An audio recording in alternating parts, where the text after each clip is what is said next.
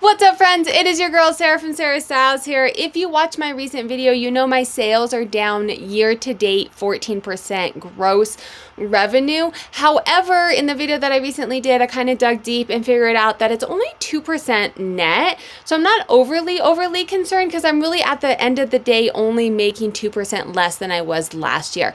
However, as a small business, I am always looking to grow and improve and become better, make strategic decisions based off of my numbers. So today's video, I am going to be looking at where's the best place to source and if I need to maybe be changing some of these strategies. I would love to hear your opinions. This is a community and I'm going to be showing you how I'm looking at the things in hopes that it'll help you figure out how to make strategic decisions about your businesses as well, regardless of what you sell.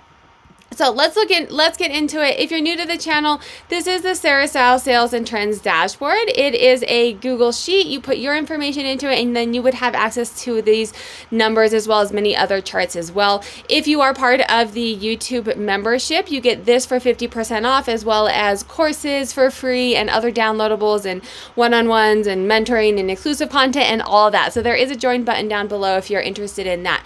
But you can see here, I'm definitely on a steady decline. I'm not going to talk in this video about what's causing this. This was my most recent video. You guys can check that out. I will link it up above as well as in the comments down below. What I really want to get into is what can I do to be increasing my gross? My sell-through rate's not nearly as good as it was last year, but because my COGS came down, my net is actually better. This means that I went from selling mostly pallet to mostly thrifted. I went from mostly all pallet to mostly all thrifted. And now I'm wondering if maybe I need to go back and do a little bit more pallets. I've been recently buying closets out. I don't enjoy thrifting to the extent that I need inventory to be able to list to make the money that I want to make. So I've been doing some kind of strategic planning, strategic sourcing to be able to have the inventory that I need. And one of those ways recently has been buying out closets. So it's kind of like liquidation for thrifted items. So I want to really dig deep and see, is this actually worth it? Is this making me any money, or should I really get back into pallets or other things? So let me know if you guys have other ideas as well. So you can see here, this is the chart, still in Sarah Style Sales and Trends dashboard.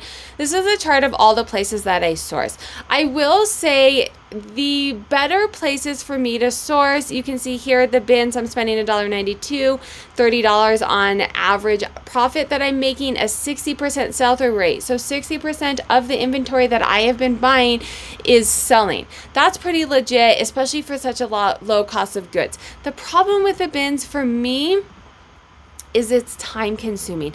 To be able to get, I am listing currently 84 items a week. To be able to get that many items is a lot of time, and it's not always consistent. And I do social media and I'm trying to, I'm doing this membership now and more mentoring and all of these other things, as well as I only work part-time hours because I volunteer at my kids' school. I sub at their school.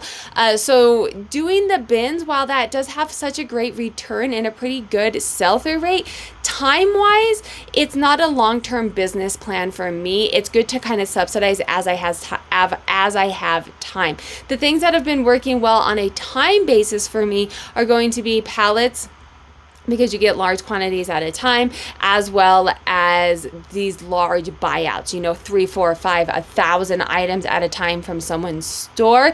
So that's kind of what I'm going to be looking at today. The thing with thrift stores as well too, those are nice because I can cherry pick.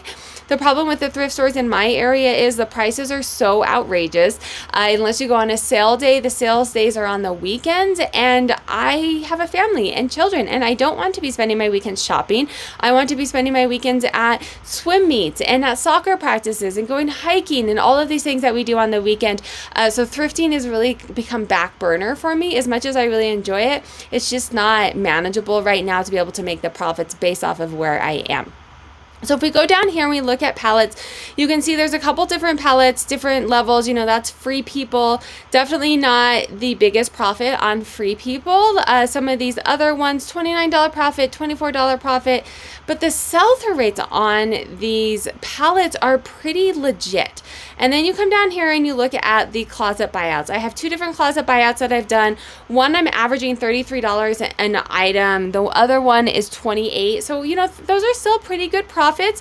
You know, some of them are better than the pallet items. The sell-through rate 40% here. The closet buyout for this one is 6%. That one is so low because I just recently, I think within the last month, it's all been for sale, where the pallets have been for sale for over a year. So having more of a sell-through rate on the pallets makes complete sense. Profits seem to be about the same. However, it's looking like the pallets have a better sell-through rate, right? I'm selling more of what I'm purchasing, and this makes sense because it's new with tags and it's store stock. The problem that I have with pallets is it's so much capital up front, and so it's a lot of capital up front. Being able to have that capital up front, one, is, you know, a huge thing, and 2, for the 30% of items that aren't selling, that's money that I spent on items that I'm not going to make up, right? Where if we're looking at the closet buyouts, you know, that's the wrong one.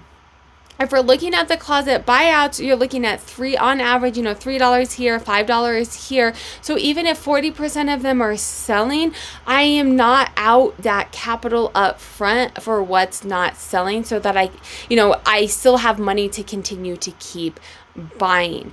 The other 2 things, and I'm kind of just rambling because I want to know your opinions and kind of getting my thoughts together on what I'm going to do. The other thing is I work from home and I'm out of space. So I have to be selling as many items as I am listing. With a higher sell-through rate, I am selling more items. So it comes with the price of having capital up front from a pallet, but it also means that those items are turning over and moving. I'm not going to a storage space. I'm not buying. We don't have any more space in the house. I literally work from home so that I can be with the kids. I'm not getting a storage space. That's not in my business plan right now. So growing more from doing buyouts probably isn't the best if I'm having to hold on to that, 60% as it's slowly selling, where on a pallet it's selling quicker. So what I'm thinking, and let me know down below what you guys think would be the best as well. Let me show you the data too, in case you guys have other things that you want to look at. But what I'm kind of thinking is a hybrid model. I went from all pallets to all thrifted and all buyout. And I think there's probably a little bit of merit in doing both of them.